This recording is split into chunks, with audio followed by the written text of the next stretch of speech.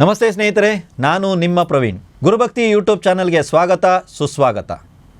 ವಶೀಕರಣಕ್ಕೆ ಸಂಬಂಧಪಟ್ಟಂಥ ಒಂದು ತಾಂತ್ರಿಕ ಪ್ರಯೋಗವನ್ನು ಇವತ್ತು ನಿಮ್ಮ ಮುಂದೆ ನಾವು ಕೊಡ್ತಾ ಇದ್ದೀವಿ.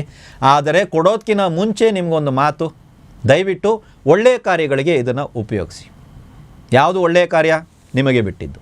ಇದು ಒಳ್ಳೆಯ ಕಾರ್ಯ, ಇದು ಕೆಟ್ಟ ಕಾರ್ಯ ಅನ್ನುವಷ್ಟು ಅಥವಾ ಅದನ್ನು ದೂರ ಮಾಡುವಷ್ಟು ಅಥವಾ ಹೇಳುವಷ್ಟು ಶಕ್ತಿ ನಮ್ಮಲ್ಲಿಲ್ಲ. ನೀವು ಯೋಚನೆ ಮಾಡಿ.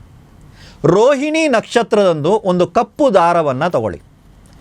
ಈ ಕಪ್ಪು ದಾರವನ್ನು ನಿಮಗೆ ಯಾರನ್ನು ವಶಪಡಿಸಿಕೊಳ್ಳಬೇಕೋ ಅವರ ಕೈಗೆ ಕೊಡಿ. ಕೊಟ್ಟಾದ ನಂತರ ಆ ಕಪ್ಪು ದಾರದಲ್ಲಿ 3, 6 ಅಥವಾ 11 ಗಂಟುಗಳನ್ನು ಅವರ ಕೈಯಿಂದ ಹಾಕಿಸಿ.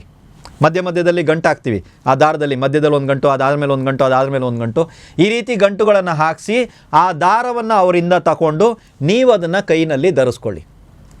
ಯಾವ ವ್ಯಕ್ತಿ ಆ ದಾರದಲ್ಲಿ ಗಂಟು ಹಾಕಿದಾರೋ ಆ ವ್ಯಕ್ತಿ, ಯಾವ ವ್ಯಕ್ತಿ ದಾರವನ್ನು ಕಟ್ಕೊಂಡಿದ್ದಾರೋ ಆ ವ್ಯಕ್ತಿಗೆ ವಶವಾಗಿರ್ತಾರೆ. ಆದರೆ ಈ ಕೆಲಸವನ್ನು ಒಳ್ಳೆಯ ವಿಚಾರಕ್ಕಾಗಿ ಮಾತ್ರನೇ ಪ್ರಯೋಗವನ್ನು ಮಾಡಿ. ಇದೊಂದು ವಶೀಕರಣ ಪ್ರಯೋಗವಾಗಿದೆ. ರೋಹಿಣಿ ನಕ್ಷತ್ರ ಬಂದಂಥ ದಿನ ಶುಭ ಸಮಯವನ್ನು ನೋಡಿ ದೈವಗಳ ಹತ್ರ ಪ್ರಾರ್ಥನೆಯನ್ನು ಮಾಡಿ, ನೀವು ಅಂದ್ಕೊಂಡಿರುವಂಥ ದೇವರಾಗಿರ್ಬೋದು, ಗುರುಗಳಾಗಿರ್ಬೋದು, ಇಷ್ಟ ದೇವತೆ ಆಗಿರ್ಬೋದು, ಇಂಥ ಒಂದು ಒಳ್ಳೆಯ ಕೆಲಸಕ್ಕಾಗಿ ನಾನು ಈ ಪ್ರಯೋಗವನ್ನು ಮಾಡ್ತಾ ಇದ್ದೀನಿ, ಈ ಕೆಲಸ ಸಕ್ಸಸ್ ಆಗಲಿ, ಈ ಪ್ರಯೋಗ ಯಶಸ್ವಿ ಆಗಲಿ ಅಂತ ತಾವು ಬೇಡಿಕೊಂಡು ಈ ಪ್ರಯೋಗವನ್ನು ಮಾಡಿ. ಖಂಡಿತವಾಗಲೂ ಒಳ್ಳೆಯದಾಗುತ್ತೆ. ಅಥವಾ ಒಳ್ಳೆಯ ವಿಷಯಕ್ಕಾಗಿ ಈ ಪ್ರಯೋಗವನ್ನು ಬಳಸ್ಕೊಳ್ಳಿ ಅನ್ನುವಂಥದ್ದು ಮಾತ್ರ ನಮ್ಮ ವಿನಂತಿಯಾಗಿದೆ. ಎಲ್ರಿಗೂ ಒಳ್ಳೆಯದಾಗಲಿ.